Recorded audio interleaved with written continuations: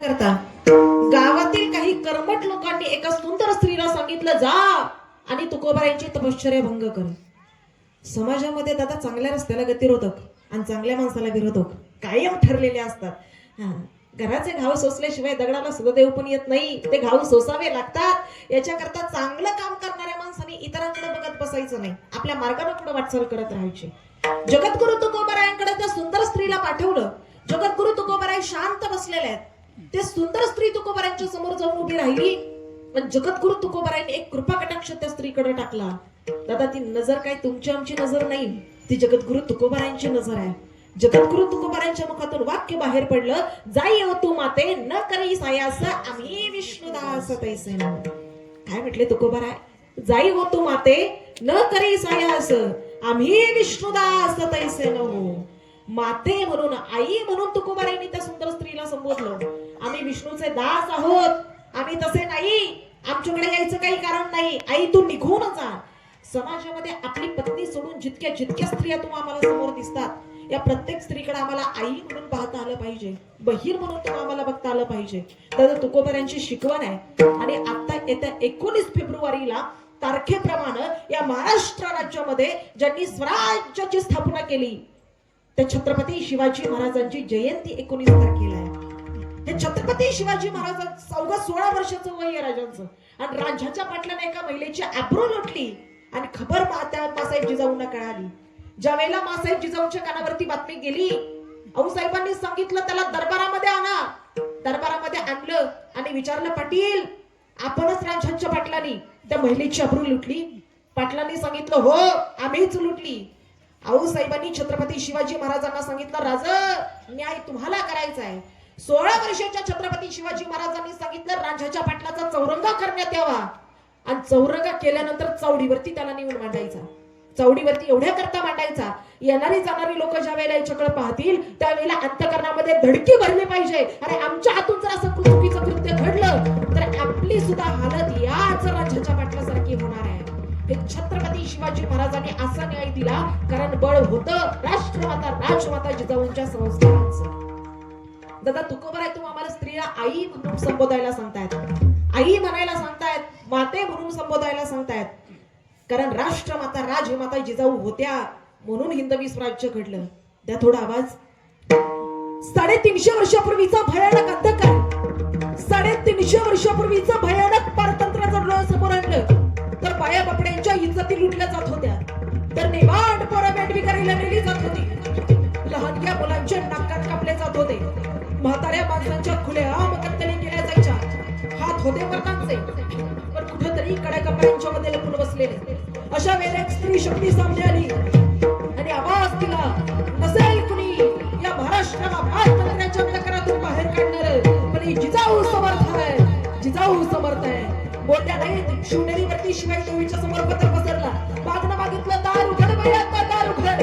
आणि 19 फेब्रुवारी 1630 रोजी या महाराष्ट्राच्या मातीमध्ये त्या राष्ट्रमाता राजमाता जिजाऊंच्या पोटी शिवरत्न जन्माला आलं. आणि रयत म्हणू लागले, किसी के पेट में से बाप पैदा होता था तो किसी के पेट में से सांप पैदा होता था, मगर जिजाऊ ऐसी माँ थी और जिसके पेट में से बापों का बाप शुभा पैदा हुआ था, शुभा पैदा हुआ. विठ्ठल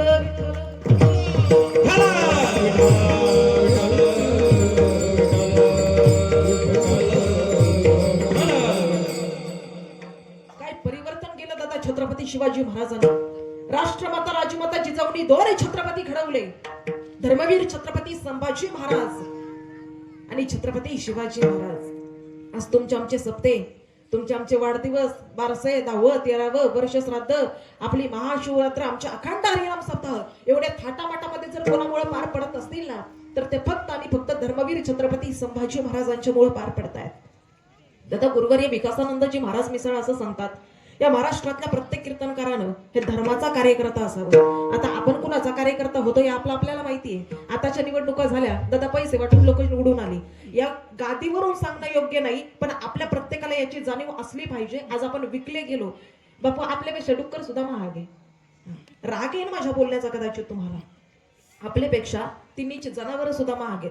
एवढे आम्ही विकले गेलो आणि विकल्याच्या नादामध्ये आमच्या लक्षातच आलं नाही आमचा प्रगतीचा दिशेने जी वाटचाल चालू होती ती नेमकी कुठं खुंटली आणि आता कुठच्या दिशेनं आम्ही आमची वाटचाल करतोय. अमेरिका महासत्ता आहे, अमेरिका काहीही करू शकते. कालांतराने भारत देशावरती अणुबॉम्बही टाकला जाईल. त्यावेळेला सुद्धा आम्ही पैसे घेऊन शांतपणे आमच्या घरामध्ये बसू. आम्हाला कशाशी काही घेणं देणं असणार नाहीये.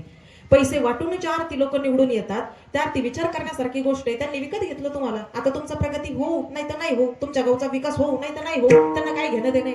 मला कोणाला नावं नाही ठेवायची दादा, पण अख्ख्या महाराष्ट्रामध्ये अख्ख्या भारतामध्ये आता हीच परिस्थिती चालू आहे. घेणाऱ्याला कमीत कमी कळायला हवं ना आमची वाटचाल नेमकी कुणीकडे चालली, आम्ही नेमकं काय करतोय. आणि निवडून आलेली लोक त्यांना जर खरोखरच विकास करायचा आहे, खरोखरच त्यांना जर प्रगती करायची, कशा करता एवढा जल्लोष करतात, कशा करता एवढ्या गुलालाचे डंपर भरून आणले, कशा करता भंडाऱ्याचे डंपर भरून आणले. कुठून आला दादा एवढा पैसा? जनतेचे सेवक म्हणून आपण निवडून आलो, जनतेची सेवा करण्याकरता आपण निवडून आलो. असा एखादा तरी उमेदवार मला खाली बसणाऱ्यांनी दाखवावं. निवडून आल्यानंतर ह्या माय बाप जनतेच्या प्रत्येक घराघरामध्ये जाऊन किंवा एकत्रित सभा घेऊन त्यांचे आभार मानलेत. नाही दादा, कोणी निवडून आलेल्यांनी जो पराभूत झाला, जो हारला, त्याची अवहेलना करायला सुरुवात केली, त्याचा अपमान करायला सुरुवात केला. हार जीत होत राहते दादा. अरे छत्रपती शिवाजी महाराजांनी प्रतापगडाच्या पायथ्याला अफजल खानाचा पुतळा बाहेर काढला, मुंडकं छाडलं अफजल खानाचं, पण त्या मुंडक्याची सुद्धा राष्ट्रमाता राजमाता जिजाऊने व्यवस्थितपणे विल्हेवाट लावली. होता तोपर्यंत वैर संपला, वैर संपलं. आम्ही महाराष्ट्राच्या भूमीमध्ये राहणारी माणसं, धर्मवीर छत्रपती संभाजी महाराजांच्या विचारावरती, छत्रपती शिवरायांच्या विचारावरती जगणारी माणसं आम्ही नेमके चाललोय. आपल्याच माणसाचे आपण अपमान करायला लागलो, आपल्याच माणसाची आम्ही अवहेलना करायला लागलो. कशा करता दादा हे सगळं? माणूस म्हणून जगायचा प्रयत्न करा. संत गाडगे महाराज गावोगावी जायचे, दुपारी जायचं, गावची स्वच्छता करायची, संध्याकाळच्या वेळेला कीर्तन उभं राहायचं. गाडगे महाराजांनी कीर्तनातून सांगावं, भुकेलेल्यांना अन्न द्या, ज्यांना शिक्षण मिळत नाही त्यांच्याकरता शिक्षणाच्या वाटा खुला करा, त्यांना शिक्षण द्या. आता शिक्षणाची परिस्थिती इतकी अवघड झाली, इतकी दळभद्री आमची शिक्षण पद्धती झाली. जे व्यवहारामध्ये उपयोगी पडते ते शाळेमध्ये शिकवलं जात नाही, आणि जे शाळेत आम्हाला शिकवलं जातं ते व्यवहारामध्ये उपयोगी पडत नाही. आम्हाला एक कन्सेप्ट आहे, sine cos and cot cosec. आतापर्यंत उपयोगी कुठं पडतं हेच आम्हाला कळालं नाही. शिकवलं जातं फक्त आमच्या पोरांना शिकवलं जातं, बाबर शिकवला जातो. आमच्या पोरांना नको नको ते शिकवलं जातं, वास्को द गामा शिकवलं जातो. आमच्या पोरांना कधी धर्मवीर छत्रपती संभाजी महाराज नाही आम्ही शाळेमध्ये शिकवू दिले. नवे आमच्या शिक्षण समितीने ते आणलंच नाही. पाठ्यपुस्तक मंडळानं छत्रपती संभाजी महाराज कधी पुस्तकामध्ये आणलेच नाही. आमची शिक्षण पद्धती इतकी विचित्र झाली दादा. आमची पोरं शाळेमध्ये जातात, आम्हाला वाटतं शाळेमध्ये शिकवत नाही, मग ट्युशन लावले पाहिजेत पोरांना. आमची पोरं ट्युशनला, आम्ही जगाला सांगायला मोकळे, आमची पोरं फार बिझी आहेत, अजिबात आमच्या पोरांना वेळ मिळत नाही. आमची पोरं सकाळची शाळेत जातात, दुपारी येतात, तिथून आल्यानंतर गासभर खात्यात, लगेच क्लासला जातात, क्लासवरून येतात आणि झोपी जातात. कधी आमच्या पोरांनी अभ्यास करायचा, कधी आमच्या पोरांनी खेळायचं. तुम्ही ट्युशनला तुमच्या पोरांना पाठवता, मग शाळेतले शिक्षक काही झोपा काढायला आहेत का? आता तुम्ही म्हणाल ताई तुम्हाला एवढं कसं काही कळतं? मी प्राध्यापिकाच होते, मी त्याच्यातूनच गेलेली आहे. मला जागं करायचंय समाजाला. आपली पोरं शाळेमध्ये गेल्यानंतर नेमके अभ्यासच करतात का कॉलेजच्या कट्ट्यावरती बसतात, याच्यावरती ध्यान असायला पाहिजे दादा आपल्या आईचं. राष्ट्रमाता राजमाता जिजाऊनी 2 छत्रपती घडवले, विनाकारण नाही घडवले. एकदाही शाळेमध्ये न गेलेली, अंगावरती नऊवारी असणारी, डोक्यावरती पदर असणारी राष्ट्रमाता राजमाता जिजाऊ, पण हिंदवी स्वराज्याचे 2 छत्रपती घडवून दाखवले. आमचं एक पोरग सांभाळणं आम्हाला अवघड व्हायला लागलं. शाळेमध्ये आमची पोरं ज्या वेळेला जातात त्यावेळेला खरंच शाळेमध्ये जाऊन जे पुढं करायचंय त्याचाच अभ्यास आमची पोरं घेतात का? आमची पोरं शाळेमध्ये गेल्यानंतर खरंच शिक्षण घेतात का? याच्यावरती आमचं लक्ष असायला हवं. दादा, education is the most powerful weapon which you can use to change the world. शिक्षण असं शस्त्र आहे जे आम्ही जग बदलण्याकरता वापरू शकतो. कारण आता राज्यसभेमध्ये एका खासदाराची फार चर्चा आहे, त्याचं नाव आहे राघव चड्डा. सीए आहे ते पेशानी, पण सीए असताना सुद्धा राज्यसभेमध्ये खासदार आहेत. इतके सुंदर प्रश्न त्यांनी मांडले. आता नाविन्याने मांडलेले त्यांनी एक प्रश्न आहे की आपण रस्त्याने जाताना टोल वरती नेमका कर कशा करता भरतो, कशा करता आमच्याकडून टोल वसूल केला जातो. आम्ही ऑलरेडी बाकीचे कर भरतोय, मग हे कशा करता? शिकल्या सवरलेल्या लोकांनी नेतृत्व करणं आजच्या काळामध्ये गरजेचं आहे. कोल्हापुराच्या रांगड्या मातीमध्ये जगदीश कपूरकर नावाचे कवी जन्माला आले. काही सुंदर त्यांनी कवितेच्या ओळी लिहिल्या. इथे मोलना दामाचे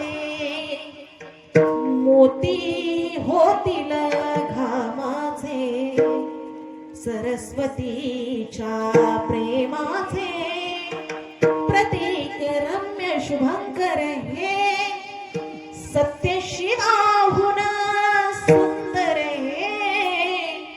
सत्यशिवाहून सुंदर हे सत्यशिवाहून सुंदर असणारं शिक्षण ज्यावेळेला आम्ही आमच्या पोरांना देऊ त्यावेळेला छत्रपती शिवरायांच्या स्वप्नातला महाराष्ट्र घडल्याशिवाय राहायचा नाही. त्याच्याकरता एका आईनं कर्तृत्ववान आणि जबाबदार आई होणं गरजेचं आहे. म्हणून तुकोबाराया सांगतात, जाई व तू माते न करी सायास आम्ही विष्णुदास तैसे न हो. आम्ही विष्णुदास तसे नाही. आम्हाला समोर दिसणाऱ्या प्रत्येक स्त्रीकडे आम्ही आई म्हणून पाहत असतो, बहीण म्हणून आम्ही पाहत असतो. या दृष्टांताचा उत्तरार्ध तुमच्या आमच्याकरता अत्यंत महत्वाचा आहे. वारकरी संप्रदायामध्ये आल्यानंतर आणि पांढरी कपडे अंगावरती घातल्यानंतर वारकरी संप्रदायाची तत्व पाळावीच लागतात. काय म्हटलं मी? वारकरी संप्रदायात आल्यानंतर आणि अंगावरती पांढरी कपडे घातल्यानंतर वारकरी संप्रदायाची तत्व पाळावीच लागतात. नाही पाळली तर याचं पातक जगद्गुरु तुकोबारायांना आणि ज्ञानोबारायांना जातं. कारण तुमचं आमचं वकीलपत्र तुकोबारायांनी ज्ञानोबारायांनी घेतलेलं आहे. याच्याकरता एखाद्या कीर्तनकारांनी एखाद्या ठिकाणी तारीख दिली, दुसरीकडे 5-10 हजार वाढून मिळाले म्हणून तिकडे पळायचं नसतं. आहे त्याच ठिकाणी कीर्तन करायचं. एखाद्या गायकाने दुसरीकडे वाढून मिळाले म्हणून तिकडे पळायचं नाही, तर दिलेल्याच ठिकाणी कार्यक्रम करायचा. आपण परमात्म्याचं चिंतन करतोय, लोक खुश होतात याच्याकरता तुम्ही कार्यक्रम करता. अरे पण लोकांची अपेक्षा कधीतरी त्या वर्षालाही आनंद व्हायला हवा, याच्याकरता आमची सेवा असायला हवी. विठ्ठल विठ्ठल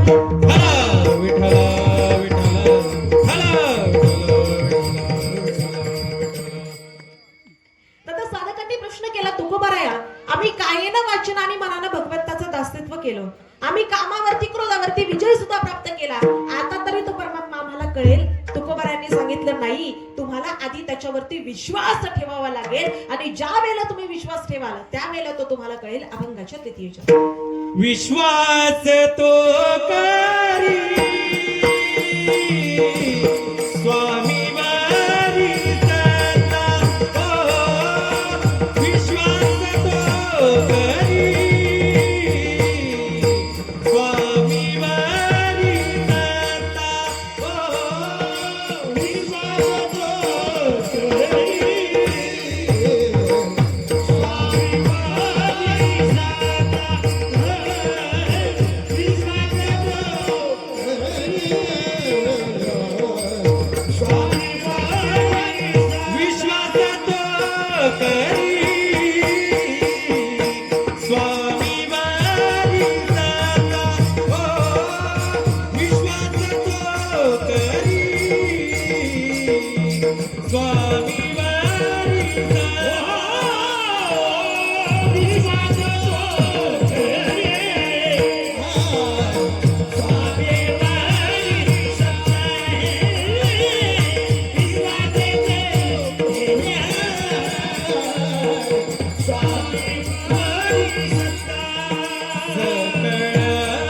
भोगिता होय त्याचे